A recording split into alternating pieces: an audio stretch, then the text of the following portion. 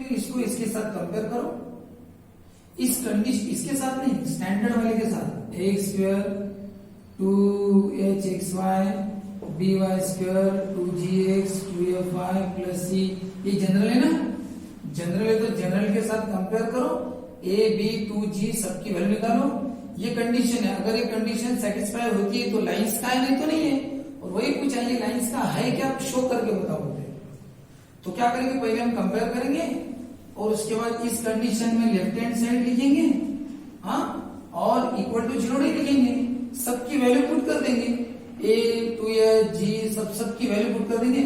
Solve करने के बाद अगर आंसर कितना है 0, तो बोल देंगे कि इक्वेशन किसका है, लाइंस का है। ये कितनी सिंपल बात है, इसमें वैल्यू पुट करो और 0 आंसर आया तो बोल दो कि लाइंस का है करके। और यही मेथड थी पुराने सिलेबस में भी, लेकिन आपके इस नई सिलेबस में क्या है, ये वाले क्वेश्चन के लिए जब ये शो करना है कि ये वाला किसका है, लाइन शो करता है, तब उसके लिए उन्होंने ये मेथड दी नहीं है, उन्होंने मेथड को चेंज कर दिया। इसलिए भी क्या करें, मजबूरी है कि हमें भी मेथड चेंज करके पढ़ना है। मैं भी एक्चुअली ये टेक्निक सही थी, इसमें वैल्यू पुट करो 0 आया तो लाइंस का, यही तो पढ़ रहे थे हम जब से। हाँ, आज जितने भी प्रॉब्लम पड़े बाकी के सब में यही तो है कि अगर लाइंस का है तो ये कंडीशन होगी भी। अब ये शो करो बोलते लाइंस का है क्या, तो इसे लिखो, वैल्यू पुट करो, 0 आ गया तो बोलना लाइंस का है। लेकिन नहीं, उन्होंने इसको अलग तरीके से बताया, ये वाला प्रॉब्लम शो दैट वाला, इसमें हम अलग तरीके से पढ़ने वाले हैं। आप भी नोट रखना कौन सा अलग तरीका है, थोड़ा सा देख लो।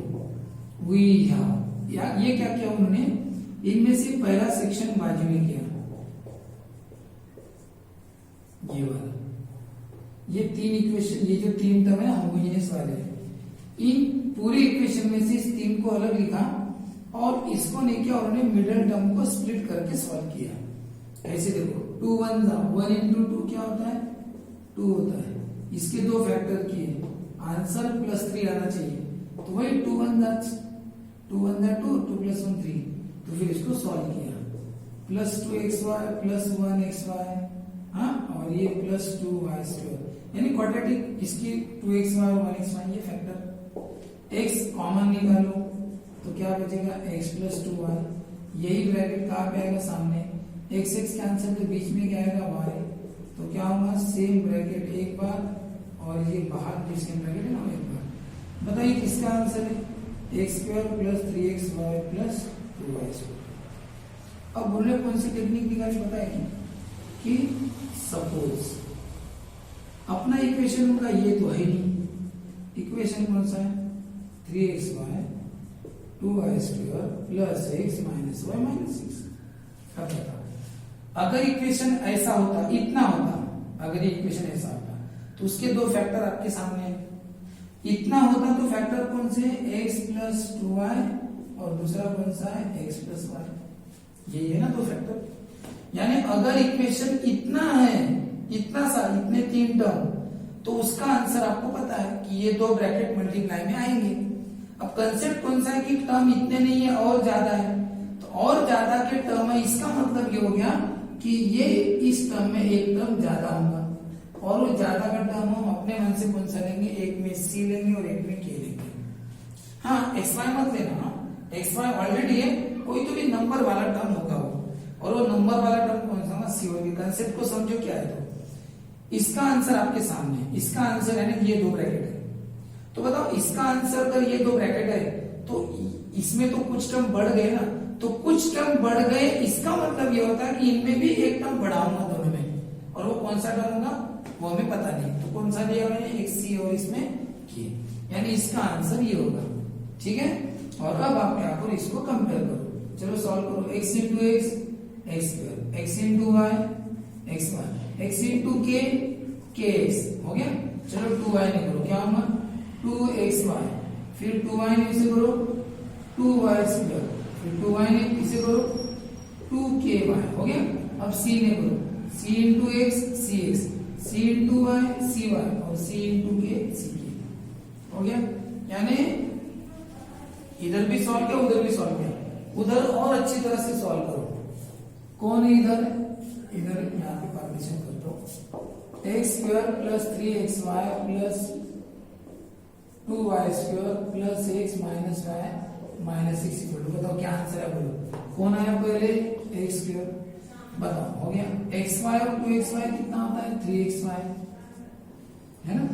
बताओ फिर कौन है 2y², देखो x² के बाद xy लिखना चाहिए, फिर y² लिखना चाहिए, लिखा, हो गया।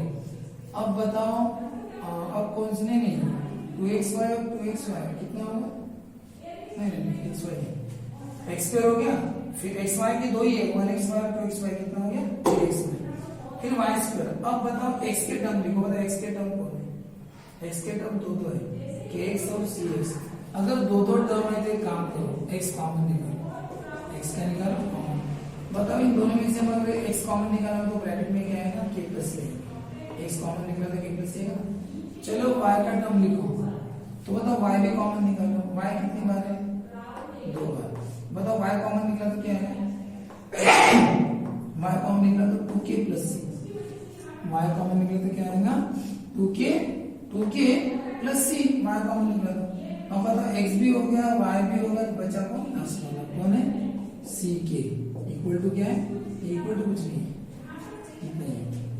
बताओ ये वाला आपका इक्वेशन है, इसको उन्होंने पहले ऐसा लिखा, ठीक है, सॉल्व करके वो इतना आया। अब इक्वल टू का मतलब क्या होता है, इक्वल टू का मतलब टर्म सेम होंगे ना। चलो मैच करो, बताओ पहला टर्म सेम है, चेक करो, है x², दूसरा सेम है, तीसरा सेम है, तो इसका मतलब चौथा भी सेम होगा, इक्वल है ना भाई। बताओ इधर x का कोएफिशिएंट कौन है, k प्लस c, और इधर x का कौन है 1, ये सेम होंगे।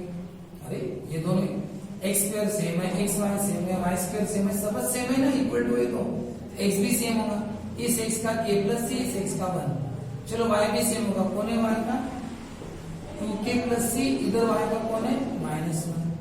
बताओ लास्ट में बताओ तीसरा ck कांस्टेंट है, इधर कांस्टेंट कौन है -6 है, तो कांस्टेंट और कांस्टेंट भी सेम होंगे, कांस्टेंट मैच होगा कांस्टेंट के साथ। इसको नंबर करो 3। अब एक काम करो, इनको सॉल्व करो, k और c की वैल्यू मिल जाएगी।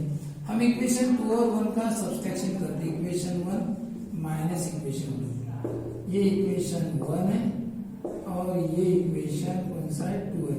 क्या क्या है, माइनस किया तो क्या होता है, साइन चेंज होते हैं।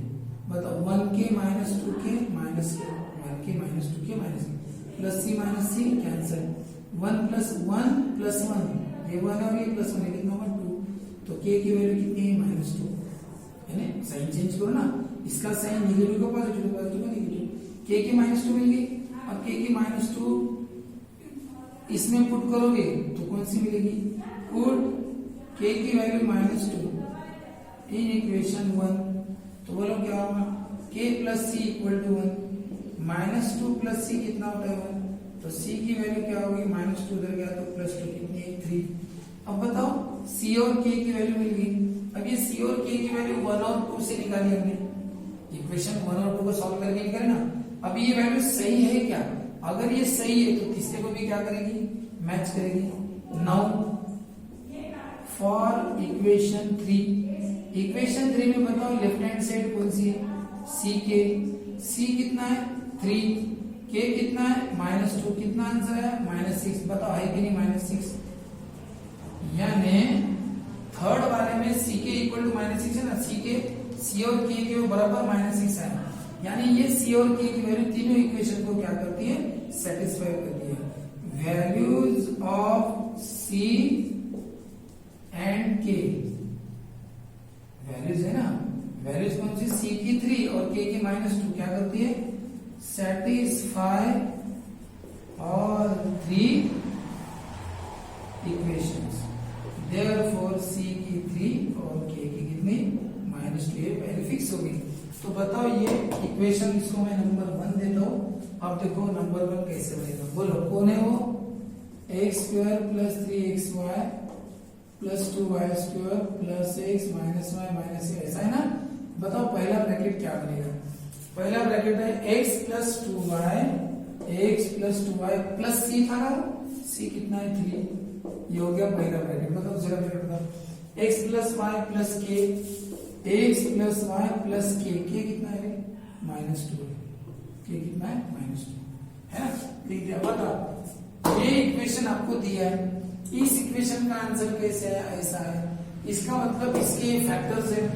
तो बताओ इसके अंदर दो लाइन छिपी है कि नहीं, देख लो अच्छी तरह से, ये दो लाइन की इक्वेशन हुई कि नहीं। अब बताओ आपको दिया क्या था, गिवन इक्वेशन इज, ठीक है ना, बताओ गिवन इक्वेशन इज, कौन सा गिवन इक्वेशन, ये है ना, ये गिवन इक्वेशन देख लो एक बार, यही गिवन इक्वेशन। अब बताओ इसकी वैल्यू आपको पता है, इसकी वैल्यू क्या है, x प्लस 2y प्लस 3 और x प्लस y माइनस 2, ये इक्वल टू 0 जैसा वैसा।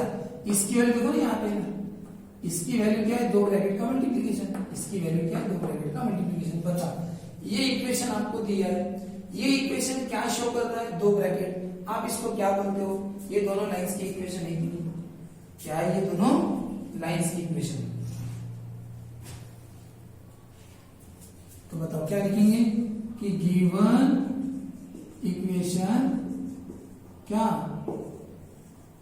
Represents a pair of lines, कौन सी lines, x plus 2y equal to plus, and दूसरी लाइन कौन सी है, given equation represents a pair of lines, कि ये जो इक्वेशन ये दो लाइंस को रिप्रेजेंट करता है, ये वाली, ये तो पहला ब्रैकेट जीरो या दूसरा ब्रैकेट जीरो हो गया।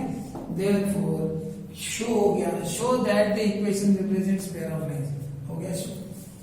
तो ये तरीका है, एक नया तरीका इन्होंने यूज किया है, ये अपनी मजबूरी है ये तरीका यूज करना, क्या करें, नहीं तो इसके लिए एक्चुअल मेथड सिंपल वाली कौन सी थी कि A B C 2hgf minus F square minus BG square minus A square, इसमें वैल्यू पुट करो, सॉल्व करके आंसर क्या लाओ, 0, तो बोल देना कि ये लाइंस का इक्वेशन है। देखेंगे अगर हम नवनीत डाइजेस्ट जो आगे चल के आती है, उस नवनीत डाइजेस्ट में अगर वो मेथड दी होगी तो करेंगे, नहीं तो नहीं करेंगे, क्योंकि टेक्स्ट बुक में तो ऐसा बोला है कि ये मेथड नहीं करना है, ऐसे करना, इसलिए किया हुआ।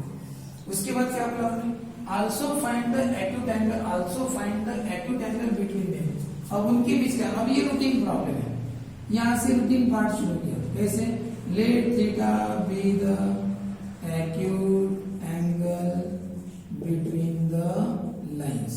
बताओ tan थीटा का फॉर्मूला क्या है, 2 square root of s square minus A B upon A plus B, ठीक है। लेकिन बताओ आपको सब एबीएस निकालना पड़ेगा, जब आप एबीएस निकालोगे तभी तो कर पाओगे। एक काम करो, पहले लिखना पड़ेगा आपको, कंपेयरिंग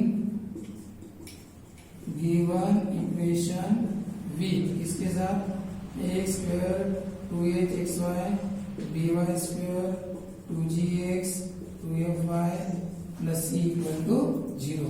बोलो a की वैल्यू, ये है ना गिवन इक्वेशन कौन सा, यही था ना, बोलो x के a की वैल्यू कितनी है 1, 2h की कितनी है 3, b की कितनी है 2, 2g कितना है x के साथ है 1, 2f कितना है जो y के साथ है -1, और c कितना है लास्ट वाला -6, h की वैल्यू कितनी है 3/2। यहाँ पे वैसे GFC की कोई जरूरत नहीं है, यहाँ पे देखा जाए तो, लेकिन निकाल लो, g की वैल्यू कितनी है 1/2 और f की वैल्यू कितनी है, f की वैल्यू -1/2, c की वैल्यू 6 है। चलो बताओ h square minus A B, h आपको पता है ना, ये सब करते समय पहले a प्लस बी निकालते थे, a प्लस बी, a कितना है 1, b कितना है 2, तो कितना है 3, फिर वैल्यू निकालो h square minus A B, h कितना है 3/2 उसका स्क्वायर माइनस a कितना है 1, b कितना है 2, ये हो गया 9/4 माइनस 2, 200 क्रॉस मल्टीप्लाई करो 8 होगा, 9 माइनस 8 1/4, 8 9 4 टू 8, 9 माइनस 8/4 यानी कितना हो गया 1/4। फिर हम करते हैं इसका स्क्वायर रूट, करो बोले स्क्वायर रूट कितना आएगा 1/2, और जैसे आपको पता चला अब आप इसमें वैल्यू पुट करना है, तो जो आपको tan थीटा मिलेगा, ठीक है।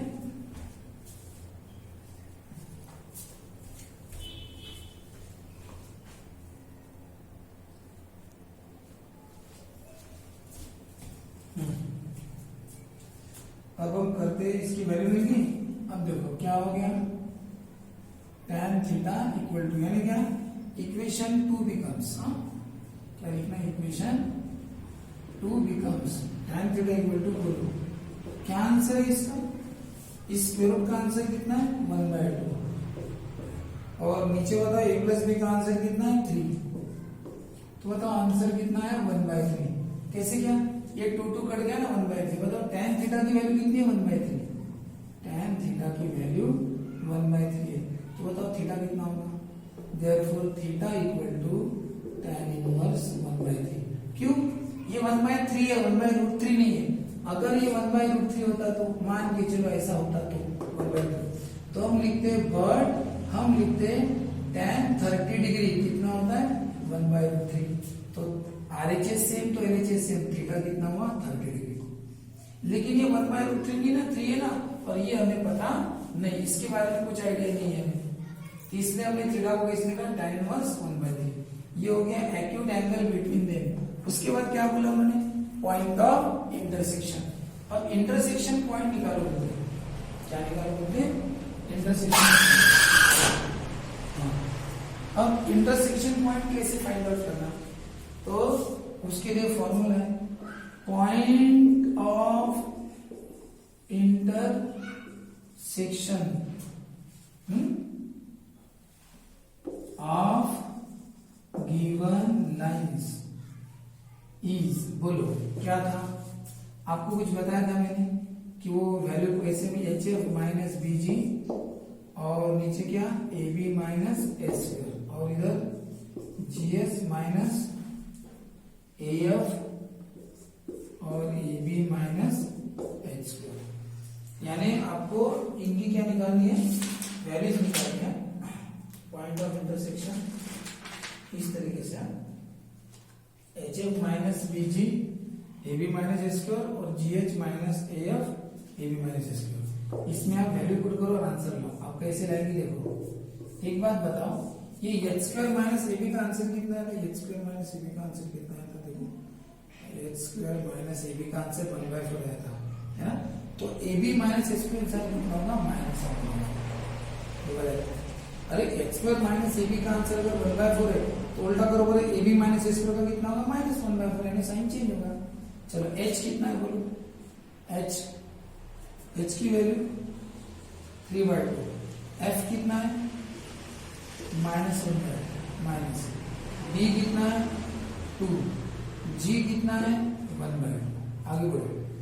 G कितना है? 1/2। H कितना है? 3/2 माइनस A कितना है? 1 और F कितना है? F कितना है? -1/2। अब सॉल्व करो। कितना हुआ? 2 2 4 तो -3/4 माइनस 2 2 कर दिया, कितना है? -1।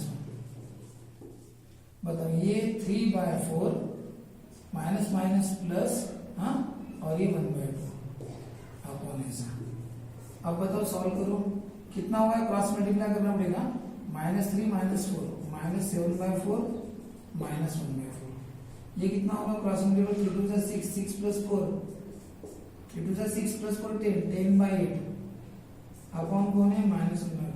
ये 10/8 भी शॉर्टकट कर दो ना, 2 से डिवाइड होगा, 2 5 जा 2 4 जा। अब पता है क्या होगा? डिनोमिनेटर सेम है तो कटते हैं। 7/1 कितना होता है? 7 माइनस माइनस प्लस 4 4 कट गया। 5/-1 कितना होता है? -5। This is the point of intersection of two lines. इस तरह से आपको ये सॉल्व करना है।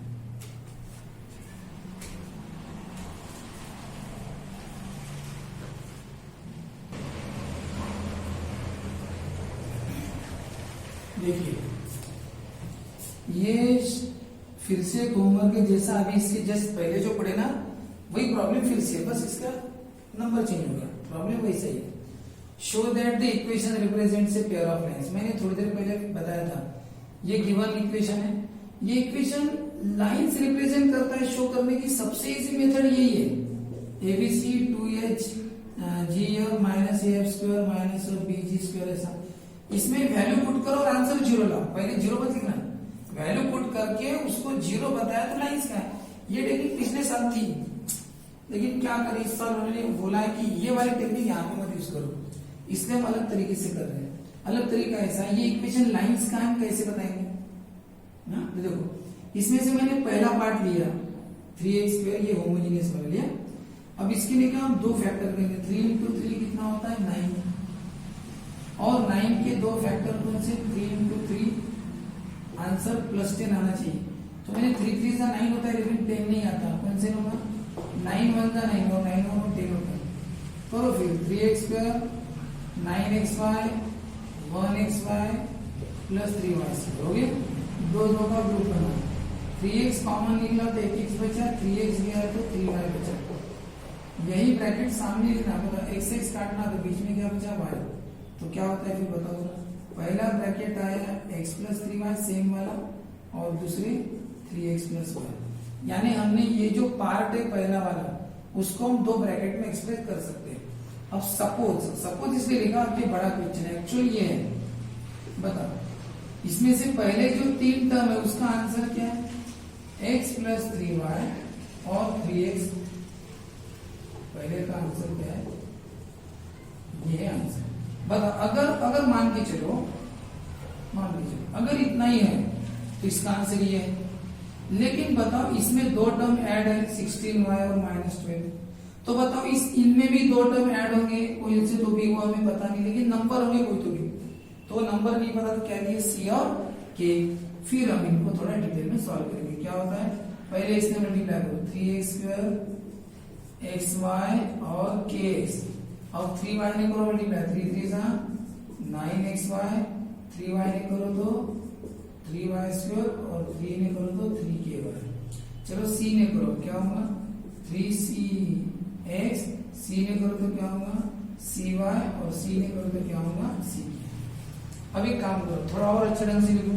पहले x² लिखो है, x² के बाद xy लिखो। xy कितनी बार है, कितनी बार है, 9xy और xy कितना होगा 10xy।